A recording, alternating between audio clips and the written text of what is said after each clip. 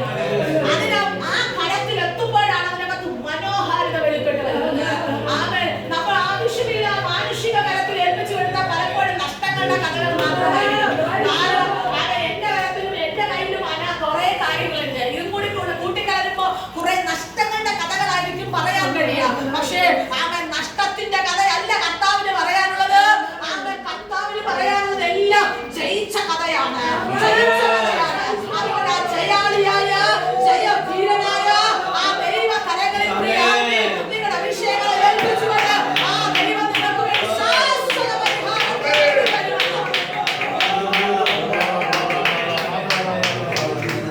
യുദ്ധത്തിൽ ജയിക്കാൻ കഴിയുമോ എന്നുള്ളൊരു ആശങ്ക അവർക്കുണ്ടായിരുന്നു. കാരണം അവർക്ക് വെള്ളം കുടിക്കാൻ ഇട്ടാൽ അവർ തളർന്നിരിക്കുക. പക്ഷെ ഇവർ കുഴിച്ച കുഴികൾ വെള്ളം കൊണ്ട് നിറയുകയും ഇവർ ദാഹിച്ച വെള്ളം കുടിക്കുകയും ഇവർക്കുള്ള മാടുകൾക്കെല്ലാം കുടിക്കാൻ കൊടുക്കുകയും പിറ്റേന്ന് സൂര്യൻ ഉദിച്ചപ്പോ ഈ വെള്ളത്തിന്റെ ഈ സൂര്യന്റെ കണികകൾ വന്നു പതിയുമ്പോ ഈ വെള്ളത്തിനകത്തു നിന്നൊരു പ്രത്യേക കള്ളർ പുറത്തു വരികയാണ്. അതിനകത്ത് ആ രക്തത്തിന്റെ ചുവപ്പ് നിറം പോലെ ആ കള്ളറിൽ ആ സൂര്യന്റെ കിരണം അതിനകത്ത് തട്ടുമ്പോ അത് നിറവ്യത്യാസം പോലെ ശത്രുക്കൾക്ക് ഭാവം കണ്ടപ്പോ അത് കണ്ടു കഴിഞ്ഞപ്പോ അവർ പറയുന്നത് കണ്ടോ, അവർ പരസ്പരം കൊന്ന് അവർ മരിക്കാറായി അല്ലെങ്കിൽ മരിച്ചുപോയി. അതുകൊണ്ട് ഇനി ഒരു കാര്യം ചെയ്യാൻ നമുക്ക് ചെന്ന് അവരെ അറ്റാക്ക് ചെയ്യാന്ന്. പക്ഷെ അവരുടെ ചിന്തകൾക്ക് വ്യത്യാസം വന്നു.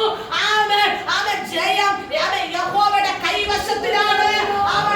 ജയിക്കണമെന്ന് ദൈവത്തിന്റെ പദ്ധതിയാണെങ്കിൽ ജയം നിങ്ങൾക്ക്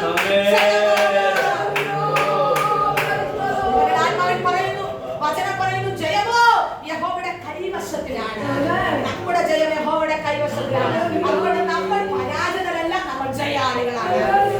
നമ്മൾ ജയാളികളാണെന്ന് വെച്ചിട്ട് വേണം ഇവിടെ ചുവട് വെക്കാൻ.